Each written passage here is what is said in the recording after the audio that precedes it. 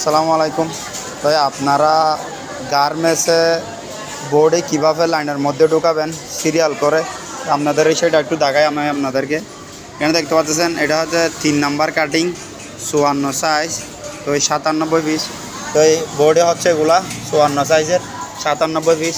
আর একটা আছে 46-এর 194 পিস। এই 194 পিস হচ্ছে এটা এই 46-এর। এই দেখেন 46 নাম্বার দেখা যাচ্ছে। তারপর আছে 44-এর 194 পিস। এটা হচ্ছে 44, দেখেন 194 পিস এখানে আছে। তো আপনাদেরকে প্রথমে যেটা সিরিয়াল আছে 54 এটা আগে দিতে হবে, 54-র পর তারপরে 46 দিতে হবে, 46-এর পর তারপরে 44 দিতে হবে। তো এভাবে সিরিয়াল করে ঢুকাবেন। তো নাম্বার সাইজ কোনো কিছু যেন লাইনের মধ্যে মিস্টেক না হয় সেজন্য সিরিয়াল করে ঢোকা লাগে।